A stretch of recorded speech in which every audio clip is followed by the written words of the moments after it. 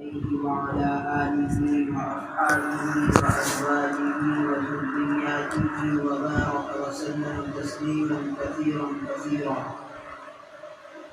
أما بعد فأعوذ بالله من الشيطان الرجيم بسم الله الرحمن الرحيم يا أيها الذين آمنوا قوا أنفسكم وأهليكم نارا صدق الله العلي العظيم رب اشرح لي صدري ويسر لي أمري واحلل عقدة من لساني يفقهوا قولي.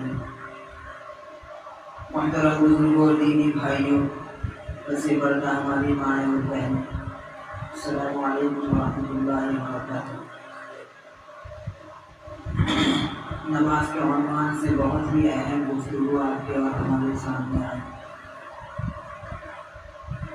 مختصر وقت میں چند ضروری گزارشات پر اپنی بات کا آغاز اور اختتام کرنے کی کوشش کروں گا۔ آپ تمام سے درخواست ہے کہ میرے لیے دعا کریں کہ اللہ تعالیٰ حق بات کہنے کی اور اس سے کہیں زیادہ ہم سب کو عمل پیرا ہونے کی توفیق نصیب فرمائے۔ بات کرنے سے پہلے ایک اہم گزارش، ایک اہم درخواست یہ کہ سب لوگ اپنی اپنی نیتوں کا جائزہ لیں، استحضار کریں کہ اللہ رب العزت کی رضامندی اور خوشنودی کے لیے، اس کے دین، اس کی شریعت، اس کے احکام کی پیروی کے لیے ہم یہاں بیٹھے ہیں۔ یہ مجمع 5 لاکھ کا ہو یا 5 لوگوں کا ہو، جہاں نیتیں اچھی ہوتی ہیں وہی اللہ کے نزدیک مقبول ہوتے ہیں۔ جہاں نیتیں خراب ہوتی ہیں تو کثرت اللہ تعالیٰ کے یہاں اللہ کو مقبول کرنے یا مقبول کرنے والی چیز کہیں نہیں۔ سب لوگ اپنی، میں بھی، آپ بھی، وسیع پردہ مائیں اور بہنیں بھی، اس بات کا استحضار کریں کہ ہم جو کچھ سنیں گے انشاءاللہ اس پر بھرپور عمل کی کوشش کریں۔ قرآن کریم میں اللہ تعالیٰ نے جا بجا جہاں نماز کے بارے میں بتلایا، زکوٰۃ کے بارے میں بتلایا، صدقات کے بارے میں بتلایا، حج کے بارے میں بتلایا، قبر کے بارے میں بتلایا، وہاں اللہ تعالیٰ نے انسان کو انسانوں سے متعلق جو ذمہ داریاں ہیں اس کے بارے میں بتلایا۔ صرف یہ نہیں کہ ہم لوگ نماز پڑھ لیں اور روزہ رکھ لیں، صدقات کر لیں، کچھ عبادات کی لائن سے، اللہ کے حقوق کی لائن سے جو چیزیں ہم پر ضروری ہیں ان کو بجا لائیں اور مسلمان کہلانے والے بن جائیں، کامل مسلمان نہیں ہو سکتے۔ انسان کے انسان پر بھی کچھ حقوق ہیں، بھائی کا بھائی ہونے کے اعتبار سے، ماں کا بیٹی پر اور بیٹی کا ماں پر، آپس میں عورتوں کا بہن کا ایک دوسری بہن پر، ہر رشتہ دار کا، ہر تعلق والے کا، یہاں تک کہ ہر مسلمان تک دوسرے مسلمان پر حق ہے۔ اور جو جتنا زیادہ رشتوں کے دائرے کے اندر داخل ہوتا جائے گا اس کے حق اتنے ہی بڑھتے چلے گا۔ ایک اجنبی مسلمان کا اجنبی پر بھی حق ہے۔ مثلا کوئی امریکن مسلمان ہے، کوئی آسٹریلین مسلمان ہے، کوئی کہیں اور کا مسلمان ہے اور ہم ہندوستان کے مسلمان ہیں، تو ہمارا ان پر اور ان پر ایک حق تو ہے، اسلامی حق۔ اگر ہمیں کبھی اس کو نبھانے کا موقع ملے تو ہمیں اس کو نبھانے کی کوشش کرنی چاہیے۔ لیکن جیسے جیسے اگر وہ شخص اپنے ملک کا ہے تو حق بڑھ گیا، وہ اپنے شہر کا ہے تو ایک درجہ اور بڑھ گیا، اب وہ اپنے محلے کا ہے تو ایک درجہ اور بڑھ گیا، وہ اپنے محلے کے اندر پاس پڑوس کا ہے کہ اس کا گھر، اس کا دروازہ اپنے گھر والوں، اپنے دروازے کے آس پاس ہے تو اس کا ایک درجہ اور بڑھ گیا۔ جتنا دروازہ ہمارے دروازے سے قریب ہوگا اس کے حق بڑھتے چلے جائیں گے۔ اب یہ ہوا کہ دروازہ بھی پاس تھا اور وہ کسی طرح سے اپنی برادری یا رشتہ داری میں بھی داخل ہو گیا تو اس کا ایک درجہ اور بڑھ گیا، کہ بھائی اس کا ایک درجہ اور زیادہ ہو گیا۔ اسی طرح سے اگر وہ اپنی فیملی کا کوئی ممبر ہے تو بتائیے بھائی اور زیادہ بڑھ جائے گا۔ اب فیملی کے ممبران میں بعض لوگ بڑے ہوتے ہیں، بعض برابر کے ہوتے ہیں، بعض چھوٹے ہوتے ہیں۔ مثلاً کوئی ہمارا بھائی ہے تو اس کا بھائی ہونے کے اعتبار سے، کوئی ہماری بہن ہے تو بہن ہونے کے اعتبار سے، کوئی ماں ہے تو ماں ہونے کے اعتبار سے، کوئی خالہ اور پھوپھی ہے تو اس اعتبار سے اس کو ایک درجہ، ایک اہمیت کا درجہ حاصل ہوا کہ نہیں ہوا؟ اب اس کا حق ہمارا ایک اجنبی مسلمان سے زیادہ ہے، اور بہت زیادہ ہے، پڑوسی سے بھی بہت زیادہ ہے۔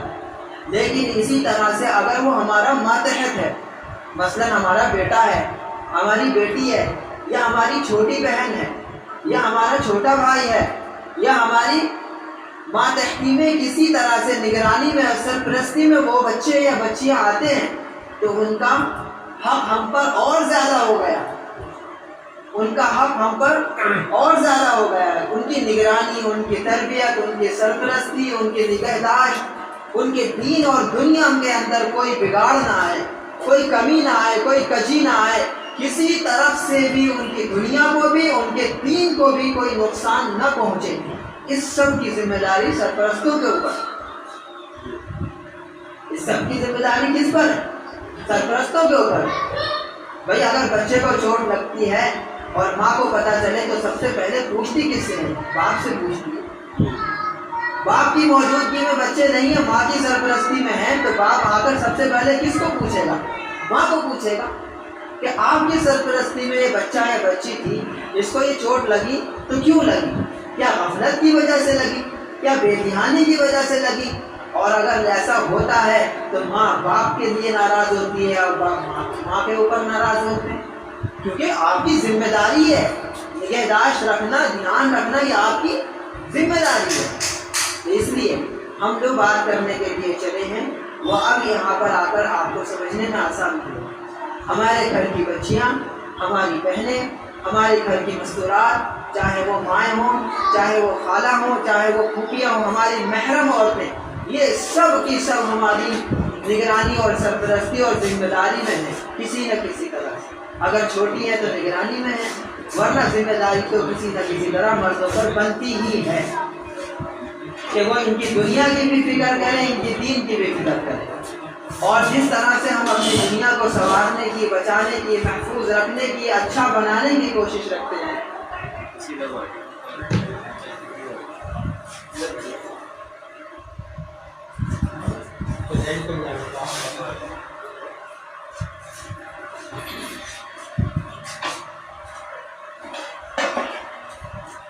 تو جس طرح سے ہم اس کی، اپنے بچے یا بچی کی دنیا کی فکر کرتے ہیں کہ اس کی دنیا کسی طرح سے اچھی بن جائے، کمانا دھمانا اچھا ہو جائے، رزق کے معاملات، بیماری کے معاملات سہولت سے اس کے حل ہو جائیں، کپڑے لگتے تہواروں کے معاملات، بھئی یہی تو گھرداری کا اصول ہے کہ ان تمام چیزوں کا دھیان رکھا جائے۔ ایسے ہی بلکہ اس سے کہیں زیادہ قُوا أَنفُسَكُمْ وَأَهْلِيكُمْ نَارًا، قرآن کریم نے ایک ذمہ داری ہر گھر کے سرپرست کو یہ دی ہے، اور یہ دینے والا کون ہے؟ یہ معاشرہ نہیں ہے، یہ سماج نہیں ہے، یہ سماج اور معاشرہ نہیں ہے، کیونکہ سماج اور معاشرے کی جو ذمہ داریاں ملتی ہیں، سماج اور معاشرے کی سوچ بدلنے کی وجہ سے وہ ذمہ داریاں کبھی بڑھ اور گھٹ اور کبھی ختم بھی ہو جاتی ہیں۔ بھائی ہمارے سماج کے اندر ایک ذمہ داری ہے، وہ یہ کیا ہے کہ باپ اپنے گھر کی تمام عورتوں کی، بچوں کی ذمہ داری اٹھاتا ہے، مسلمان بھی اٹھاتا ہے، سکھ بھی اٹھاتا ہے، ہندو بھی اٹھاتا ہے، جینی بھی اٹھاتا ہے، سبھی اٹھاتے ہیں نا۔ یہ ہمارے معاشرے کی ایک سوچ ہے، ایک کلچر کا ایک جو ہے سوچا ہوا ایک فارمولا ہے جو سب جگہ لاگو ہوتا ہے۔ لیکن آپ اور ہم یہاں سے نکل جائیں، آسٹریلیا چلے جائیں، امریکہ کے کسی، یورپ کے کسی ملک میں چلے جائیں، وہاں کے کسی شہر میں بسیں، وہاں کا کلچر یہ نہیں ہے۔ وہاں کیا ہے؟ آپ ترقی کرو، آپ اپنی ترقی میں حائل ہونے والے چھوٹے بچے ہیں ان کو بھی دور کر دو، کوئی عیب نہیں ہے کہ ان کو جو ہے بیبیز گارڈن میں ڈال دو، چلڈرنس اکیڈمی میں ڈال دو، ان کو مشینیں پالیں گی، آیائیں پالیں گی، ہاسپٹل کے نگراں نرسیں پالیں گی۔ یہ اچھی چیز ہے کہ آپ جو ہے اپنے آپ کو ایک بلا وجہ کی چیز سے آزاد کر چکے، اب آپ ترقی کرو۔ ان کے یہاں یہ کلچر ہے کہ ماں باپ بوڑھے ہو گئے، اب آپ کہاں تک ان کی کھانسیاں برداشت کرو، کہاں تک ٹانگوں کے درد برداشت کرو، کہاں تک ان کی باتیں برداشت کرو، اٹھاؤ اولڈ ہوم میں بھیجو کہ فلاں دیکھو عقل مند رہے، فلاں عقل مند رہے، فلاں عقل مند رہے. کیوں عقل مند کہا جا رہا ہے انہیں؟ کہ سب نے اپنے اپنے بوڑھوں کو اولڈ ہوم میں بھیج دیا اور وہاں پر لیبل لگتے، اشتہارات لگتے ہیں، وہ تعریفیں ہوتی ہیں. آپ کتنی دیر نگرانی کریں گے؟ کہ جی میں جو ہے 4 گھنٹے کر سکتا ہوں نگرانی. اس کے بعد آپ کو کمانا بھی ہے، آفس بھی جانا ہے، اپنی دیگر ضروریات بھی ہے، اگلے دن آفس کے لیے آرام بھی کرنا ہے. آپ کیسے آفس میں صحیح انداز سے کام کر پائیں گے؟ آپ تو آفس کا کام بھی بگاڑیں گے. کیوں؟ اس لیے کہ آپ رات تو ابا جی کی کھانسی سنتے سنتے نہیں بچ پائے. وہاں یہ کلچر ہے تو وہاں پر لوگ اس کو عزت سمجھتے ہیں. وہاں لوگ اس طرح کی چیزوں کو اپنے اندر لانے، اپنے گھروں میں لانے پر عیب نہیں سمجھتے. وہ کہتے ہیں کہ بھائی ہمیں تو ایک ایسی جگہ بھیج دیا ابا جی کو جہاں صبح سے لے کر شام تک 4 آدمی موجود ہیں جو ابا جی کی نگرانی کر رہے ہیں. ان کی ٹانگوں میں درد ہوتا ہے تو دباتے ہیں، دوا کی ضرورت ہوتی ہے تو پلاتے ہیں. وہ کہیں نہیں جاتے، وہ وہیں رہتے ہیں. تو وہاں ان کی خدمت زیادہ ہو رہی ہے. بتاؤ بھائی، کلچر کی سوچ بدلی، کلچر کا ماحول بدلا تو لوگوں نے یہ طریقہ اختیار کر لیا نہیں کر لیا. ہمارے کلچر میں یہ ذمہ داری ہے کہ ہم بچوں کی، گھر کے مستورات کی، گھر کے بوڑھوں کی، گھر کے تمام لوگوں کی ہم ذمہ داریاں اٹھاتے ہیں. ایک لڑکے کو دیکھو، ماں باپ کی ذمہ داری بھی اٹھا رہا ہے، بہنوں کی بھی اٹھا رہا ہے، چھوٹے بھائیوں کی بھی اٹھا رہا ہے، خود کی اولاد ہو جاتی ہے اس کی بھی اٹھا رہا ہے، اور سب کی ذمہ داریاں اٹھا کر وہ اپنے اوپر فخر محسوس کرتا ہے کہ بھائی ایسے ہی ہمارے گھر کی عورتوں کو دیکھو 8-8 10 بچے بھی پال رہی ہیں، رشتے داریاں بھی دیکھ رہی ہیں، شوہر آتے ہیں ان کو بھی دیکھ رہی ہیں، ساس سسر کو بھی دیکھ رہی ہیں، اور اگر گھر کے نندے اور دیور ہیں کچھ کام ان کے بھی دیکھ لیتی ہیں، مہمان آتے ہیں ان کو بھی دیکھتی ہیں. کتنی ذمہ داریاں گھر کی مستورات اٹھا رہی ہیں. کس لیے؟ کہ کلچر کے اندر یہ چیز شامل ہے اور ان چیزوں کو ہم لوگ اپنے لیے باعث افتخار سمجھتے ہیں، باعث عزت سمجھتے ہیں. ایسے ہی ہمارے اوپر دین بھی ایک ذمہ داری ڈالتا ہے. پہلی ذمہ داری بہت صاف لفظوں میں کہا، قوا انفسکم واہلیکم نارا، کہ اپنے آپ کو سب سے پہلے، اس کے بعد اپنے اہل و عیال کو دوزخ کی آگ سے، اللہ کی جہنم کی آگ سے بچانے کی فکر کرو. قوا انفسکم واہلیکم نارا، صاف لفظوں میں کہا. ایسا خطرہ ہے کوئی بھی دوزخ میں جا سکتا ہے. خود کو بھی بچاؤ، اپنے لوگوں کو بھی بچاؤ. جو اس ذمہ داری کو پورا کرے گا وہ قرآن پر عمل کرنے والا قرار دیا جائے گا. جو اس ذمہ داری کو یہ سمجھے گا کہ بھائی میں کسی کے برتھڈے میں کیوں ٹانگ اڑاؤں، مجھے کیا ضرورت پڑ رہی ہے، کب تک کس کو کہتا رہوں، سب کو پتا ہے، بلا وجہ میں کیوں سردردی بولوں، اپنی اپنی دیکھو. یہی تو جملے چلتے ہیں آج کل معاشرے میں. جب بھی خیر کی بات بتانے کے لیے کوئی کھڑا ہوتا ہے تو ان کو ان جملوں سے حوصلے توڑ دیے جاتے ہیں، ہمتیں توڑ دی جاتی ہیں. یہی تو ہمتیں توڑتے ہیں لوگ. تو اس کو یہ سوچنا چاہیے کہ نہیں، یہ جملے یہ کلچر کے ہیں، یہ لوگوں کے ہیں، اور یہ جملہ قوا انفسکم واہلیکم نارا یہ رب العالمین کا. مجھے ترجیح کس کو دینی ہے، چلنا کس کے اوپر ہے، اس کا خیال ہونا چاہیے. اور اس کی ذمہ داری پورا کرنے کے لیے اپنے بچے کو، اپنی بچی کو ایسا دین پلا دیا جائے، ایسا دین پلا دیا جائے، شریعت کو اس انداز سے اس کے رگ و ریشے میں بسا دیا جائے کہ آپ اور ہم اگر نہ بھی ہوں، وہ یہاں نہیں، وہ کسی ایسے ماحول میں ہو جو آسٹریلیا اور امریکہ کا ہے، وہ وہاں جانے کے بعد بھی اپنے دین کو چھوڑنے پر راضی نہ ہو. وہ جان دینے پر تو راضی ہو، وہ ٹکڑے کروانے پر تو راضی ہو، وہ اپنے آپ کو جلا کر مارنے پر تو راضی ہو، وہ کسی بھی سزا سے گزر جانے پر راضی ہو، وہ دین چھوڑنے پر راضی نہ ہو. یہاں تک کی ذمہ داری یہ والدین پر ہے، اور یہ آتی نہیں ہے خود بخود، پیدائشی ملتی نہیں ہے. اگر یہ چیز پیدائشی ملتی ہوتی تو لوگ جو مجوسیوں کے گھر میں پیدا ہوتے ہیں، نصرانیوں کے گھر میں پیدا ہوتے ہیں، یہودیوں کے گھر میں پیدا ہوتے ہیں، ہندوؤں کے گھر میں پیدا ہوتے ہیں، وہ اچھے ہوتے ہیں سب کے سب، وہ جیسے گھروں میں پیدا ہوتے ہیں ویسے ہی ہو جاتے ہیں. تو اگر ہمارا گھر شریعت کے اوپر، ہماری فیملی دین پر اسی انداز سے جمی بھی ہوگی تو ہمارے بچے بھی ایسے ہی جمے ہوئے ہوں گے. ہمارے دین میں دین کے لیے، اللہ کی شریعت کے لیے، قرآن مقدس کی محبت کے لیے ایسی باتیں دنوں رات ہوتی ہوں گی، یہی ڈائلاگ ہوتے ہوں گے، یہی ڈائلاگ ہوتے ہوں گے، تو وہ ڈائلاگ بچے کی طبیعت اور فطرت کا حصہ بن جاتے ہیں. وہ ڈائلاگ بچے کی طبیعت کا اور فطرت کا حصہ بن جاتے ہیں. یہ شروع میں ڈائلاگ ہوتے ہیں, بچے اس کو بلا سمجھے بولتے ہیں. پھر بچے جب بلا سمجھے بولتے رہتے ہیں وہ طبیعت بن جاتی ہے. پھر خلاف نہیں چلا جاتا. پھر بچے 100 کے 200 کے 1000 کے مجمع میں بھی کھڑے ہو کر کہتے ہیں بھائی ہماری فیملی میں یہ چیز نہیں چلتی, ہمارے ابا نے یہ نہیں سکھایا, ہمارے گھر کا ماحول نہیں ہے ایسا, تم ہو جیسے بھی ہو, ہماری ماں نے ہماری تربیت ایسے نہیں کری ہے. وہ کھڑے ہو جاتا ہے, ڈٹ جاتا ہے. بچی کہتی ہے نہیں, آپ انٹری کارڈ پھاڑتے ہیں تو پھاڑ دے, یہ سر سے دوپٹہ نہیں اترے گا. میری ماں نے آج تک نہیں اتارا, میری بہن نے آج تک نہیں اتارا, میری پھوپھی خالہ نے آج تک نہیں اتارا, میری گھر کی بڑی بہنوں نے آج تک نہیں اتارا. آپ کے ذرا سے پیپر کے لیے میں سر ننگا کر کے غیر محرموں کے سامنے جاؤں, آپ پھاڑ دیجئے, واپس کر دیجئے, گیٹ آؤٹ کر کے نکال دیجئے, رزلٹ خراب کر دیجئے, کچھ کر دیجئے. پھر بچیاں یہ کہتی ہیں کہ نا آپ کو خوش کرنے کے لیے میں کرسمس کا کوئی فنکشن فالو کروں, میں ہولی اور دیوالی کے تہواروں میں حصہ لوں, میں بھجن کیرتن کروں, میں رنگولی کا کوئی اور کسی ٹائپ کا, سمجھ آ رہا ہے. پھر بچے یہ کہیں گے گھر کی تربیت اصل ہے, گھر کی تربیت مضبوط ہو. ہاں ہیں ایسی بچیاں ہمارے ہی شہر کے, نام لینا اگر مناسب ہوتا تو میں نام لے کر بتاتا. یہ میرا خود کا دیکھا ہوا واقعہ ہے کہ بچی کو ضد ہو گئی, نہیں مجھے مخنا پہن کر جانا.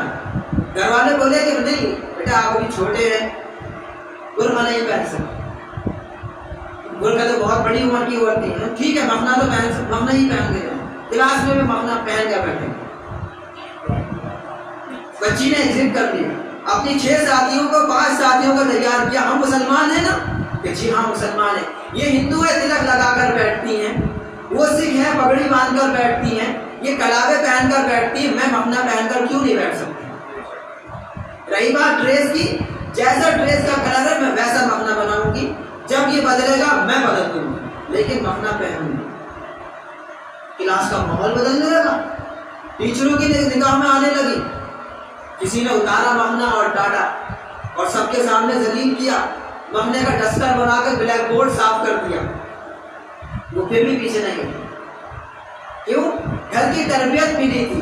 اس کو یہ پتا تھا کہ یہ آزمائش بلال حبشی نے اٹھائی ہے, اس کو یہ پتا تھا کہ یاسر بھی گزرے ہیں, سمیہ بھی گزری ہیں, کہ جنہوں نے جان پر بازی لگا دی تھی اور اسلام نے کسی بات پر بھی ذرا برابر حق نہیں آنے دیا.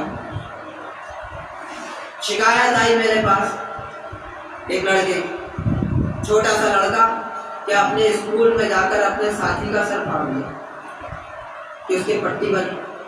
میں نے کہا کیوں بھائی, یہ کیا حرکت کری, تو گھر میں شاید کسی کو نہ بتایا ہو. میں نے جب پیار سے بات کری تو مجھ سے کہنے لگا کہ ہمارے نبی کی شان میں گستاخی کر رہا تھا, میں کیسے برداشت کروں. چھوٹے سے بچے کے دل میں کیا جذبات. کاش یہ جذبات تمہارے ماں باپ کے دل میں ہوتے تو تمہیں وہاں پر ایسے اسکول میں بھیجتے نہیں, تمہیں رس کے قطرہ مرنے نہیں دیتے. بچے پریشان ہیں, ہاتھوں پہ ڈنڈوں کے نشان دکھائے, کہ ہاتھ جوڑنے کے لیے کہا جاتا ہے, پوجا ہوتی ہے, پریئر ہوتی ہے, اس پریئر کے اندر کچھ غلط لفظ ہیں, غلط کلمات کہلوائے جاتے ہیں. ہم اللہ کو ماننے والے ہیں, ہم سے زبردستی ہاتھ جڑوائے جاتے ہیں. ہم ہونٹ سے صرف ہلا کر دکھاتے ہیں, لیکن ہاتھ جوڑنے میں ہمیں جو ہے عجیب لگتا ہے, تو زبردستی جڑوائے جاتے ہیں. بہت سارے جوڑ لیتے ہیں, بہت سارے ٹھیک ہے. کچھ ایسے ہیں کہ جن کے گھروں کی تربیت ایسی ہے, ان کا دل مان نہیں رہا, جبکہ وہ ابھی بالغ نہیں ہوئے. ان پر نہ نماز فرض ہوئی, نہ زکوٰۃ فرض ہوئی, نہ حج فرض ہوا, نہ رمضان کے روزے فرض ہوئے, ان پر فرض نہیں ہے ابھی. سلام ہے ایسے والدین کو کہ انہوں نے اپنے بچوں کی تربیت کری. لیکن تھوڑی سی کمی اس پر بھی ہے, افسوس اس پر بھی ہے کہ جب تربیت ایسی کری ہے تو ایسے ہی ماحول والے اسکول میں کیوں نہیں بھیجا. یہ اس تربیت پر کب تک لڑتے رہیں گے. اب 10 سال تک, 15 سال تک, 12 سال تک کتنا مقابلہ کروائیں گے چھوٹے سے معصوم بچے کا. اگر اس کو 8 گھنٹے 10 گھنٹے اسکول میں گزارنے پڑ رہے ہیں، 7 گھنٹے گزارنے پڑ رہے ہیں، اگر وہاں کا ماحول بھی اس کو دینی مل جائے، ایسے لوگوں کا مل جائے، وہ بچہ کیسا پکا نکلے گا، کیسی پکی ہو کر نکلے گی اپنے دین ایمان پر۔ اور بھائی ہماری ذمہ داری کیا نہیں ہے؟ ہم لوگ ایک وقت کے بعد اپنی اپنی قبروں میں چلے جائیں گے، ان مسجدوں کو کون سنبھالے گا؟ ان مکتبوں کو، ان مرکزوں کو کون سنبھالے گا؟ ان خانقاہوں کو کون سنبھالے گا؟ ہمارے گھروں کو کون سنبھالے گا؟ یہی بچے سنبھالیں گے۔ ان کا دین بنانا ہوگا، یقین بنانا ہوگا، توکل کا آتا ہوگا، بھروسہ اللہ کی ذات پر نہ ہوگا، توحید ان کو اپنی جان سے زیادہ عزیز نہ ہوگی، سب بیچ دیں گے۔ ہاں بھائی یہ حقیقت ہے۔ مفتی عبد الرحمان صاحب ابھی چند دن پہلے ارتداد کے حوالے سے ہماری مسجد میں جلسہ ہوا، تشریف لائے تھے اور کہہ گئے حضرت مفتی صاحب کہ یاد رکھو اپنے آپ کو امن میں مت سمجھو، یہ آگ ہے، اور جب آگ لگتی ہے تو آس پاس کی کوئی جگہ بھی نہیں چھوڑتی، یہ اپنے گھروں تک بھی پہنچ جائے گی، اور یہ ایسے لوگوں کے گھروں تک بھی پہنچ جائے گی جن کا گھرانہ دیندار ہے، جن کی فیملی دیندار ہے، کیونکہ جب ایک ہوا چلتی ہے نا تو پھر اچھے لوگ بھی متاثر ہو جاتے ہیں۔ اس لیے یاد رکھنا چاہیے، عقل مندی اس میں ہے کہ اس پھیلتی ہوئی آگ کو روکا جائے اور آگے بڑھ کر وہیں روک دیا جائے جہاں لگی ہے۔ اور اس کی ذمہ داری کیسے؟ ہر بندہ اپنی اپنی اہل، اپنے اپنی فیملی، اپنی اپنی ذمہ داریاں گھر میں پوری کرنی شروع کریں۔ بچوں کو ٹائم دیں، ان کے ساتھ بیٹھیں، ان کو ابراہیم نے قصہ سنا، اسماعیل نے قصہ سنا، حضرت حاجرہ کی قربانی سنا، اللہ تعالیٰ سے ان لوگوں کی کیسا کنیکشن تھا، کیسی محبت تھی، یہ سنا کہ حضرت حاجرہ دیکھیے نوجوانی میں، بیٹا گود میں، ابراہیم علیہ السلام بالکل بیابان بنجر جگہ میں چھوڑ کر یوں جا رہے ہیں، کہا بھی کچھ نہیں، تسلی بھی کوئی نہیں۔ سمجھدار دیکھیے کتنی ہے، 2 بار سوال کر کے سمجھ گئے کہ یہ پیغمبر، یہ اپنے آپ کو کچھ کر نہیں سکتے،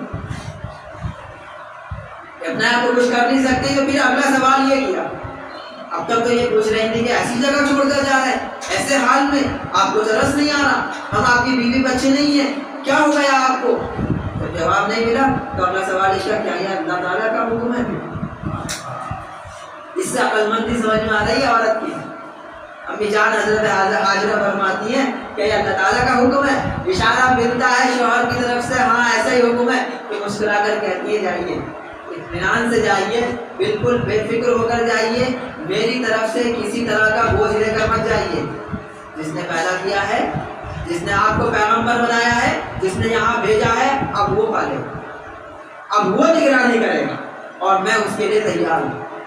دیکھیے اللہ تعالیٰ کو پھر وہ ادائیں کتنی پسند آئی اس میدان کی کہ اللہ تعالیٰ نے کہا کہ نہیں، مسلمان اگر مالدار ہوگا، استطاعت والا ہوگا، تو اس کا ایمان کامل ہی نہیں ہوگا کہ حج کیا کرے بغیر حج کیے بنا اس کا کام ہی پورا نہیں ہوگا، کامل مسلمان نہیں ہوگا۔ اور حج کرے گا تو امی جان کی نقل ضرور کرے گا، امی جان کی نقل ضرور کرے گا، صفا مروہ پر دوڑے گا۔ کس کی نقل ہو رہی ہے؟ حضرت حاجرہ کی تو نقل ہو رہی ہے۔ ایسی محبت والا معاملہ اللہ تعالیٰ نے جاری کر دیا، ہر مومن کو کہا کہ یہ کرو۔ 25 لاکھ لوگ یہ کر کے آ رہے ہیں آج، 25-26 لاکھ کا جو ہے سنا ہے کہ حج لوگوں حج کتنے لوگوں نے کیا ہے، 25-26 لاکھ لوگ۔ یہ ان لوگوں کو سنانا چاہیے جو یہ کہتے ہیں کہ اسلام نے عورت کو دبا دیا ہے، کچل دیا ہے، کہ حضرت حاجرہ کی نقل کر کے 25 لاکھ لوگ آ رہے ہیں، نام زندہ کر رہے ہیں، سر پر بیٹھا رہے ہیں، بڑا مان رہے ہیں، کوئی تو کر رہے ہیں، کیوں بھائی ایسا ہی ہے۔ اس لیے ہمیں چاہیے کہ ہم بھی اپنے گھروں میں حضرت سمیہ، حضرت حاجرہ کے قصے کو سنائیں، ہماری بچیاں یہ سن کر بڑی ہوں۔ اور یہ آج ایک نیا جو طوفان بدتمیزی چلا ہے نا، کہ ذرا سے بچوں کے ہاتھ میں موبائل دے دیے، بڑا سخت جملہ کہہ چکا ہوں، لیکن یہ واقعی اس سے بھی زیادہ بری چیز ہے۔ ایک محقق نے کہا کہ آپ اپنے بچے کو زیادہ روئے تو ہاتھ میں انگارہ رکھ دو، یہ اچھی بات ہے اس سے کہ آپ موبائل رکھو۔ بہت بڑے ڈاکٹر ہیں، بہت بڑے ڈاکٹر ہیں جو دماغی اعتبار سے بہت ساری چیزوں پہ ریسرچ کر رہے ہیں، انہوں نے کہا انگارہ رکھ دو، آپ ہاتھ ہی جلے گا اس سے، اس کا فیوچر برباد، اس کی صلاحیتیں برباد ہو جائے گی موبائل اس کے ہاتھ میں۔ کبھی ہاسپٹل جانا ہوتا ہے، بچوں کے سلسلے میں. تو یہ اپنے لوگوں میں بڑی کمی دیکھ لیں. 2.5 سال کا بچہ ہوا نہیں, 1 سال کا ہوا نہیں, 8 مہینے کا ہوا نہیں, اس کو اسکرین دکھانا, گھنٹوں بیٹھا دیکھ رہا. کل ایک صاحب کہتے ہیں کہ ہمارا 4 سال کا بچہ ہے, نہ معلوم 2 بجے سوتا ہے کہ 3 بجے سوتا ہے. ہم جب سب سو جاتے ہیں تو اسکرین دیکھتا رہتا ہے, موبائل دیکھتا رہتا ہے. ہم جب صبح کو اٹھ کے دیکھتے ہیں تو وہ چالو ہوتی ہے, وہ سو چکا ہوتا ہے. 4 سال کے بچے کے ساتھ یہ کیا کر رہے ہو بھائی؟ ابھی یہاں پر ڈپٹی گنج کے چوراہے پر کوئی ایریا ہے, وہاں پر ایک واقعہ ہوا, جھبو کے نالے پر ہوا. ایک صاحب ہے, ان کے بچے کو اچانک جو ہے موبائل چلا رہا تھا, چلاتے چلاتے ایک دم سے آنکھیں سے اس نے جو ہے جھمکائی اور ادھر ادھر کو دیکھا, پیچھے ہی ہو گیا, بے ہوش. کافی دیر بے ہوش رہا, پریشان. ڈاکٹرز نے دیکھا, ہوش میں لے کر آئے. ہوش میں آنے کے بعد نہ ماں کو پہچاننا, نہ ماموں کو, نہ گھر کے کسی لوگوں کو. سب بھول گیا کون ہے یہ, کون ہے یہ, کون, نام بھی بھول گیا, یادداشت پہ ایسا گہرا اثر. ڈاکٹرز نے کہا کہ اس کے دماغ کو سکون نہیں مل رہا ہے, اس کی نیند پوری نہیں ہو رہی ہے, اور اسکرین کی جو شعاعیں ہیں اس کی وجہ سے اس کی یادداشت متاثر ہو رہی ہے. یہ مفلوج ہو جائے گا دماغی اعتبار سے, اس کو اسکرین بند کرو. یہاں ہی نوبت پہنچ رہی ہے. دہلی کے اندر آج آپ جیسے ہارٹ کے ہاسپٹل دیکھ رہے ہیں, کڈنی کے ہاسپٹل دیکھ رہے ہیں, اب موبائل کی عادتوں کے چھڑانے کے ہاسپٹل کھلنے لگے ہیں. یہ ہمارے ہندوستان دہلی کے اندر 2 ہو چکے ہیں. ایڈکشن ہے یہ, نشہ ہے یہ. جیسے شراب چھڑائی جا رہی ہے, چرس چھڑائی جا رہی ہے, جیسے اور سگریٹ اور نوشی اور دیگر نشے چھڑائے جا رہے ہیں, ویسے موبائل بھی نشہ ہے. وہاں جا کر دیکھیں وہاں لوگوں کی حالت کیا ہو رہی ہے, بچوں کی حالت. وہاں بچے اکثر مل رہے ہیں. بچے, ہمارا فیوچر کیا ہے, ہماری قوم کا فیوچر کیا ہے؟ بچے ہی تو ہیں, بچے اس میں لگے ہیں. تو بھائیوں ہمیں چاہیے اس کی نگرانی کون کرے گا. اور لوگ یہ کہتے تھے کہ مائیں, خاص طور سے مائیں کہتی ہے, مجھے ماؤں بہنوں سے اس بارے میں خاص طور سے شکایت ہے, کہتی ہے کہ جی پریشان زیادہ کر رہا ہے. آپ اپنی پرورش دیکھیں کہ آپ جب اپنی ماں کی گود میں تھی تو آپ کی ماں نے آپ کو کیسے پالا, جبکہ اس زمانے میں فیملیز بھی زیادہ بڑی ہوتی تھی. آج تو فیملیز بھی کم ہونے لگی ہیں. 2 4 بچے 5 بچے ہوتے تھے 8 10 12 بچے وہ پالیا کرتے تھے. واشنگ مشین کا تصور نہیں تھا, فریج کا تصور نہیں تھا, بہت سارے گھر کے کام جو سہولت سے آج ہم کر لیتے ہیں, مکسی کا تصور نہیں تھا, سارے کام سل بٹے سے ہوتے تھے. کیسے کر لیا کرتی تھی سارے کام, موٹر چلایا اور پانی بھر لیا. ہر گھر میں اس کا تصور نہیں تھا. ہاتھی کا نل تو کم سے کم چلانا ہی پڑتا تھا, کنویں سے بھر کر پانی لے کر آتے تھے. اب نے یہاں دیکھو کتنے کنویں ہیں, جگہ ہیں. وہ مشکل زندگی میں اچھی تربیت کیسے کر لیتے تھے, ہم آسان زندگی میں اور اس سے اچھی تربیت کرنی چاہیے, بیکار تربیت کیوں کر رہے ہیں؟ اس لیے کہ وہ اپنی ذمہ داری سمجھتے تھے, ہم اپنی ذمہ داری نہیں سمجھتے. شوہر یہ کہتے ہیں کہ جی میری ذمہ داری بس کمانا ہے, بیویاں یہ کہتی ہیں کہ میری ذمہ داری کھلانا اور پہنانا ہے. باقی کی ذمہ داری مدرسے والے جانے, اسکول والے جانے. اخلاق اسکول میں کون سا چیپٹر اخلاق کے اوپر ہے؟ انگلش لٹریچر پڑھایا جا رہا ہے, سائنس پڑھائی جا رہی ہے. سائنس کا کوئی سبجیکٹ ہے, سائنس کا کوئی مضمون ہے کہ جو اخلاق پر ہو, جو ماں باپ کی فرمانبرداری پر ہو, جو اللہ کے حقوق پر ہو, جو اچھا بننے پر ہو. سارا کا سارا پروسیس شروع ہوتا ہے مال کمانے سے, مال خرچ کرنے پر. تو وہاں کی ساری ہنرمندیاں جو ہے وہ اسی لیے ہیں کہ ہم دنیاوی اعتبار سے کیسے ہنرمند بن جائیں, کیسے اچھے فن والے بن جائیں. تو ہمیں اپنے گھروں کے اندر تربیت کا ماحول پہلے سے بہتر کرنا پڑے گا. یہ ہماری کمی ہے کہ ہم نے گھر کے بچوں کو یہ ماحول دیا. ابھی مجھے پتہ چلا پچھلے سال کی بات ہے, خود اس نے جو ہے کہا کہ مجھے ایسی جگہ کوچنگ سینٹر میں ڈال دیا گیا ہے. لڑکی نے کہا کہ ایسے کوچنگ سینٹر میں ڈال دیا گیا ہے, ایسی ٹیوشن کی جگہ بھیج رہے ہیں کہ جہاں پر جو ہے لڑکے اور لڑکیاں ساتھ پڑھتے ہیں, اور وہ کمنٹ کرتے ہیں, آتے جاتے بیٹھتے ہوئے الٹے سیدھے, اور پڑھانے والے جو ہیں وہ بھی مرد ہیں. لڑکی کو شرم آ رہی ہے, نہ ماں کو شرم آ رہی, نہ باپ کو شرم آ رہی, نہ گھر کی دادیوں کو شرم آ رہی, نہ نانیوں کو شرم آ رہی. میں نے کہا کہ آپ ہم سے کہنے کے بجائے گھر کے کسی محرم آدمی سے کہو، تو جواب ہی ملتا ہے کہ اتنے پیسے جو تمہارے کورس پر خرچ کرے ہیں بیکار کرتے، ٹیوشن نہ پڑھوائیں، فیل کروا دے تمہیں۔ اللہ اکبر۔ ایک رزلٹ کی یہ ویلیو ہے کہ آپ نوکری کروائیں گے اپنے بچوں سے، نوکری کروائیں گے تب بھی ایمان جا رہا ہے بھائی، اس کی حیا جا رہی ہے، اور آج وہ اس بارے میں بول بھی رہی ہے، کل کو بولے گی بھی نہیں۔ جب وہ یہ قدم خود اٹھانے لگے گی، ان کو یہ ساری بری باتیں اچھی لگنے لگیں گی، تب ہم کہیں گے کہ ناک کٹوا دی خاندان کی۔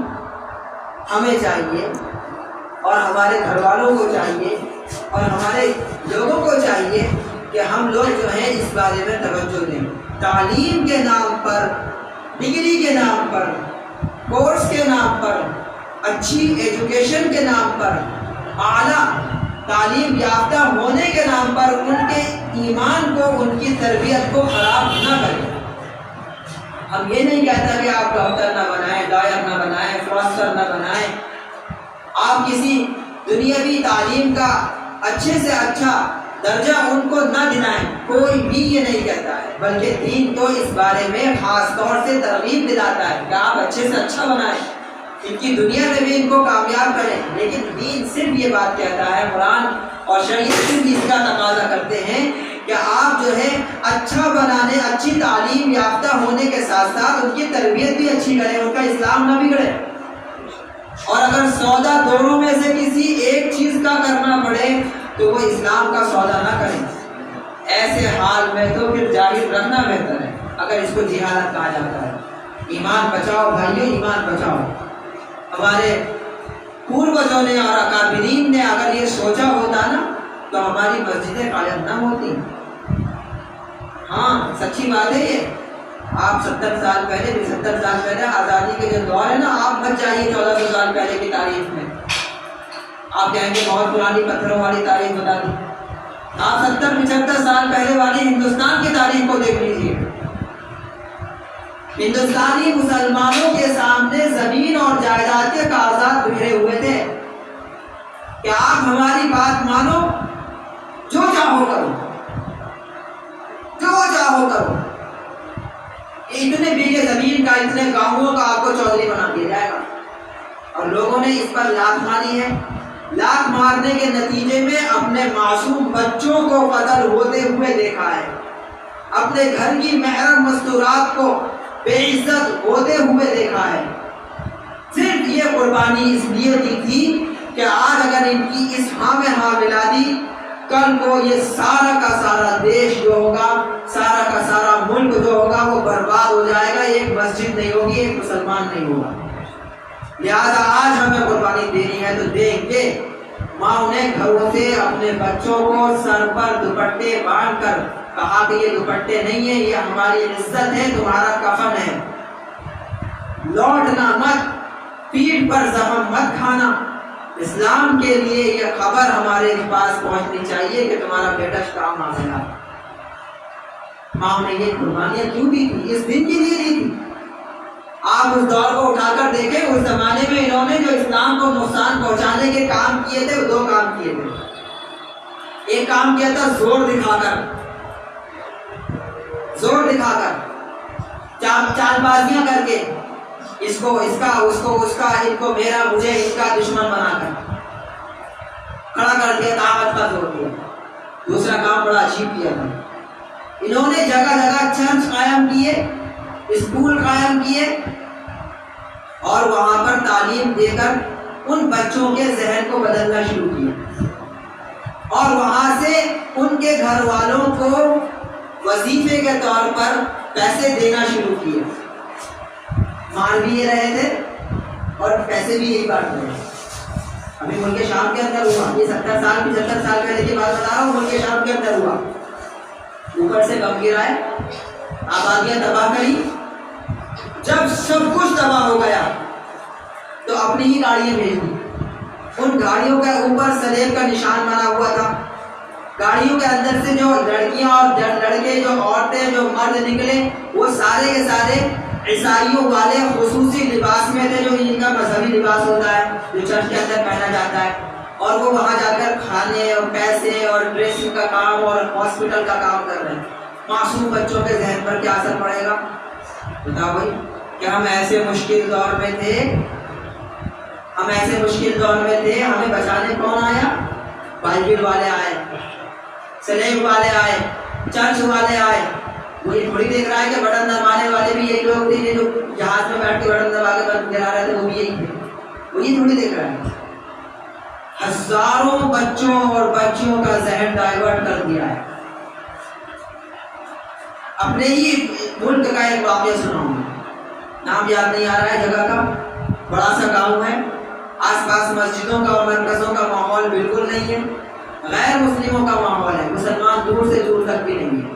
وہاں پر ایک چرچ قائم ہوا، اور چرچ کے بعد انہوں نے اس چرچ کے احاطے میں بہت ہی خوبصورت اور بہت ہی بڑا پارک بنایا، اور اس پارک کو گاؤں کے بچوں کے لیے فری کر دیا۔ اب یہ بتائیے، گاؤں کا بچہ کھیتوں میں کھیلے گا جا کر، جہاں پر ڈنڈے سے اس کو ڈرایا جاتا ہے ہمارے کھیت میں نہ، یا وہ اس پارک میں جا کر کھیلے گا جہاں اس کو ہری بھری گھاسیں مل رہی ہیں، کھلونے مل رہے ہیں، طرح طرح کے جھولے مل رہے ہیں، چوٹ لگ جاتی ہے تو پھر پٹی کرنے والے لوگ کھڑے ہیں، پھر چاکلیٹیں مل رہی ہیں، کہاں جائیں گے بچے؟ بتائیے بھائی، کہاں جائیں گے بچے؟ چنانچہ یہی ہوا کہ چند دنوں میں بہت بڑی بچوں کی جو ہے بھیڑ وہاں آنے لگی، بلکہ ماں باپ لانے لگے کہ چلو پارک گھومنے چلتے ہیں۔ اور اس پارک میں ایک عملہ خاص طور سے چھوڑا گیا جو ان بچوں کے ساتھ دوستانہ تعلق بنا رہا ہے، اور دھیرے دھیرے دوستانہ تعلق کے ذریعے ان کے ذہن کو ڈائیورٹ کر کے ان کو عیسائیت میں کنورٹ کر رہا ہے۔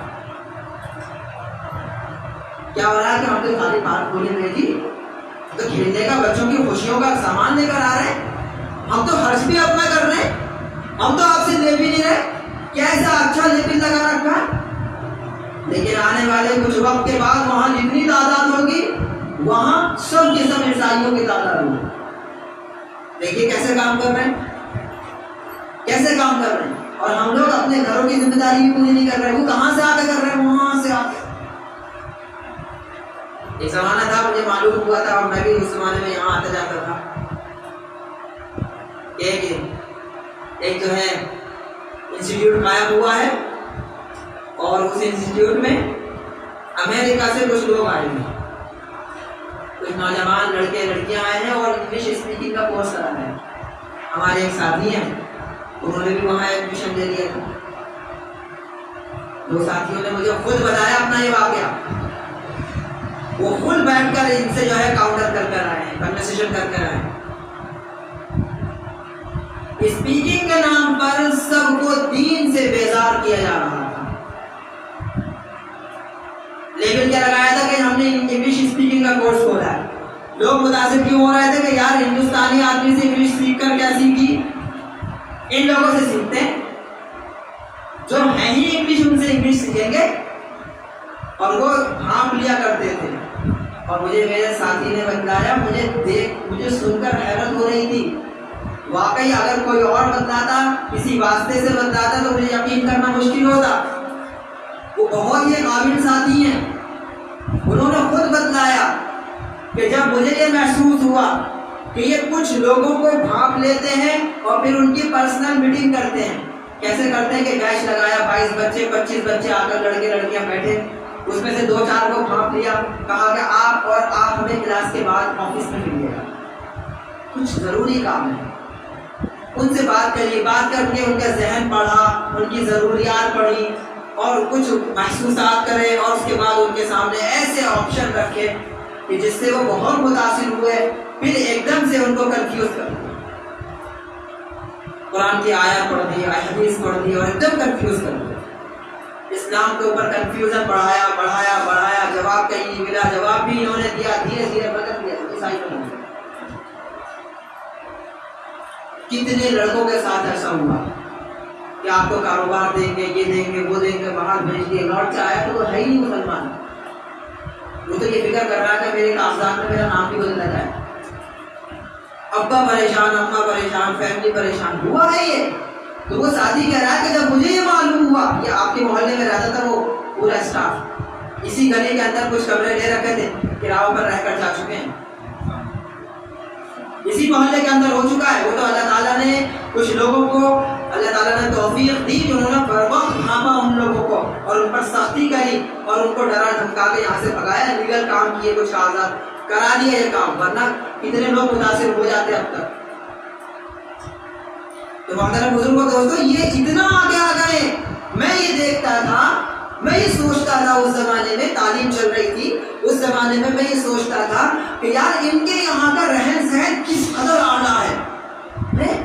امریکہ کا رہن سہن, پڑھے لکھے لوگوں کا رہن سہن کس قدر اعلیٰ ہے, اور یہ وہاں سے ہندوستان اور ہندوستان سے دولت باغ ایسے ایریے میں, کراؤ کے مکان میں, ایسی سوسائٹی میں کس لیے رہ رہے ہیں؟ ہمارے دین کو بگاڑنے کے لیے, اپنے دین کو فروغ دینے کے لیے یہ اتنی بڑی قربانی دے رہے ہیں. اور اس نے ان سے جا کر بحث کری, ہمارے ایک ساتھی نے باقاعدہ ان سے جا کر بحث کری, ان سے جا کر کہا, تو مجھ سے کہنے لگے کہ دانش بھائی, ان لوگوں کو احادیث اور قرآن کے بارے میں ان کی 17, 18, 19 سال کی لڑکیوں کو جتنا پتا ہے, آپ کو اور مجھے بھی نہیں پتا ہے. کہنے لگے کہ پڑھتے پڑھتے حدیث کا ایک جملہ, ایک حدیث میں نے ان کے سامنے نقل کری, اس کی عبارت کے اندر اس کے اعراب میں غلطی ہو گئی, تو مجھے فوراً ہی اس سامنے بیٹھی ہوئی 18 سال کی لڑکی نے ٹوک دیا کہ آپ نے حدیث غلط پڑھی ہے. اور جب میں نے کہا کہ آپ مجھے ٹوک رہے ہیں, میں شاہی کا طالب علم ہوں, آپ مجھے مسلمان کو ٹوک رہے ہیں, آپ کو جہاں معلوم ہے حدیث کسے کہتے ہیں. تو اس نے تھوڑا سا توقف کیا, اسکرین پر حدیث کھول کر رکھی, کہا کہ دیکھیں یہ ہے حدیث, آپ نے جو پڑھا تھا وہ غلط پڑھا تھا, اصل یہ ہے. مجھ سے کہنے لگا, اور دیکھیے مجھ سے کہنے لگا کہ جب کسی عام آدمی کے سامنے جس کو ثنا اور تحیات مشکل سے یاد ہو, جس کو دعائے قنوت اور آیت الکرسی مشکل سے یاد ہو, جس کو نماز کے فرائض اور واجبات, مکروہات اور مفسدات مشکل سے یاد ہو, پتہ ہی نہ ہو, جس کو طہارت کا صحیح طریقہ معلوم ہی نہ ہو, جس کو قرآن مکمل کیے ہوئے زمانہ ہو یا نہیں مکمل کیے ہو, اگر اس کے سامنے اس انداز سے کوئی پیش ہو جائے تو وہ اس سے متاثر ہوگا یا نہیں ہوگا. محترم بزرگوں دوستو, دیکھو وہ کس دین میں ہیں اور وہ کہاں تک پہنچ چکے ہیں, اور ہم اپنے گھروں میں اپنے بچوں کو قرآن ناظرہ بھی صحیح سے پڑھانے پر آمادہ نہیں ہیں کہ ہمارے بچے کا ناظرہ قرآن بالتجوید ادا ہو جائے. تجوید والا قرآن تو پڑھانے کی ذمہ داری بس امام صاحب کی ہے, بس وہ پڑھ لے, مسئلے پر کھڑے ہوگا, باقی ہم لوگ تو بھائی جلدی والا چاہیے, ایسے حافظ جی چاہیے, ایسے قاری صاحب چاہیے جو 2 مہینے میں نپٹا کے چھٹی کر دیں. ہمیں تو ایسے حافظ جی چاہیے. آپ تو بھائی ایک ہفتہ 2 لفظوں میں نکال دیتے ہو, حلق تھکا دیتے ہو بچے کا. ہمیں نہیں چاہیے بھائی ایسا قرآن, بھائی بڑا مشکل ہے. ہم لوگوں نے اپنے اعمال, اپنی باتوں کو اتنا پیچھے کر دیا, وہ لوگ اتنا آگے آ گئے. اللہ تعالیٰ سوال نہیں کرے گا. قیامت کے دن ابو بکر کھڑے ہوں گے, عمر کھڑے ہوں گے, عثمان ہوں گے, علی ہوں گے, سمیہ ہوں گی, زینب ہوں گی, عائشہ ہوں گی, فاطمہ ہوں گی, حفصہ ہوں گی, یہ عورتیں ہوں گی, یہ مرد ہوں گے, رضی اللہ عنہم اجمعین, اور ہم بھی ہوں گے. اللہ تعالیٰ کہے گا کہ تمہیں ہم نے اس دور میں بھیجا کہ تمہیں تو قرآن جمع کرنے کی ضرورت بھی نہیں پڑی. جگہ جگہ مسجدیں قائم تھیں, جگہ جگہ سب کچھ تھا, بہتر بنا بنایا رزق کی طرح دین اسلام تمہارے سامنے ہم نے بنا کر رکھ دیا, کھول کر رکھ دیا. تم اس دور میں دین پر عمل نہیں کر سکتے. محترم بزرگوں دوستو, اس وقت کی سب سے بڑی ذمہ داری, سب سے بڑی قربانی, 2 چیزیں تو ہیں. سب سے بڑی ذمہ داری, سب سے بڑی قربانی یہ ہے کہ اپنے بچوں کی نگہداشت کر لیں. آپ 10 روپے, 5 روپے, 100 روپے کم کما لیں. آپ دکان کا ٹائم آدھے گھنٹے, 1 گھنٹہ کم کر دیں. آپ وہ ٹائم اپنے بچوں پر صرف کر دیں. سیکھیں اپنے گھر کے بڑوں سے, مسجد کے امام صاحب سے, مدرسوں کے مدرسین سے, علماء سے پوچھیں کہ مجھے اپنے بچے کو یہ چیپٹر سکھانا ہے, توحید سکھانی ہے, میں کیسے سکھاؤں, میں بچے کو کیسے متاثر کروں, میں کیا کیا باتیں بتاؤں. ان کے سوالات جو لوٹ کر آپ کو ملے, ایک دم سے نہیں ملیں گے, لیکن جس دن ملنے لگے اس دن آپ مٹھائی بانٹنا. گھر کی عورتوں سے میں خاص طور سے کہتا ہوں, جس دن آپ اپنی بچی کو سمیہ کا واقعہ سنائیں, آمنہ کا واقعہ سنائیں, آسیہ اور زینب رضی اللہ عنہما کا واقعہ سنائیں اور بچی آپ کو لوٹ کر کوئی سوال کرنے لگے، بچی آپ کو لوٹ کر کوئی سوال کرنے لگے، اس دن مٹھائی بانٹنا، کیونکہ آپ کی محنت اس دن جو ہے وہ ٹریک پر آ چکی ہے، اس دن آپ کو رزلٹ دینے لگی ہے۔ ان کے سوالوں سے گھبرانا مت، وہ اعتراض بھی کریں اگر تو ان کے اعتراض سے بھی مت گھبرانا، ان کے اعتراض کو ڈائری میں نوٹ کرنا، فون کی نوٹ بک میں نوٹ کرنا، نہ ہو سکے تو ریکارڈ کر لینا، واٹس ایپ ریکارڈنگ ہوتی ہے، ریکارڈ کر لینا، اپنے گھر کے محرم مردوں سے ان کو کسی اچھے عالم کے پاس بیٹھ کر ڈسکس کروانا کہ اس سوال کا بچی کو جواب دینا ہے، کیا جواب دیں۔ آپ دیکھیں گے کہ ہفتے مہینے کے اندر اندر گزرتے گزرتے اس کا ذہن بدلنا شروع ہو جائے، لیکن آپ نے جو ہے اپنی محنت، اپنی کوتاہی میں کمی کی، اس کو وقت نہیں دیا، اس کو صحیح انداز سے ڈسکس نہیں کیا، اچھے سے اچھے انداز سے پہنچانے کی کوشش نہیں کی، تربیت کے انداز نہیں سیکھے۔ ہم لوگ تربیت سے بڑے متاثر ہوتے ہیں، لیکن تربیت کا مطلب ہم کیا سمجھتے ہیں؟ تربیت کا مطلب یہ سمجھتے ہیں کہ ڈنڈا اٹھاؤ ڈانٹ پلاؤ، نہیں بھائی، تربیت کا مطلب یہ بالکل بھی نہیں ہے۔ تربیت کا مطلب یہ ہے کہ اگر آپ کو اور مجھے پردہ اچھا لگتا ہے تو میری بچی کو، میری بہن کو بھی پردہ اچھا لگنے لگے، اس کو دل سے پردے سے محبت ہو جائے، اس کو موقع ہو تب بھی وہ پردے سے باز نہ آئے، پیچھے نہ جائے، اس کا خیال ہونا چاہیے۔ مطلب جو باتیں اسلام میں اچھی ہیں وہ اس کو اچھی لگنے لگے، لیکن ہماری بچیاں جو آج پردہ کر رہی ہیں وہ کیسے کر رہی ہیں کہ جی بھائی صاحب ڈانٹیں گے، بھائی صاحب ڈانٹیں گے، اگر بھائی صاحب نے دیکھ لیا ڈسکنیکٹ ہو رہا ہے، بھائی صاحب نے اگر دیکھ لیا کہ میں یہاں پر بھی بنا برقعے کے گھوم رہی ہوں، میرا چہرہ کھلا ہوا ہے، تو بھائی صاحب ڈانٹیں گے، وہ بھائی صاحب کی ڈانٹ کی وجہ سے برقع پہن رہی ہے نا، بھائی صاحب کی، ابا کی، چاچا کی، گھر کے محرم مردوں کی ڈانٹ ڈپٹ کی وجہ سے اگر وہ برقع پہن رہی ہے تو تربیت کی کمی ہے، تربیت کی کمی ہے۔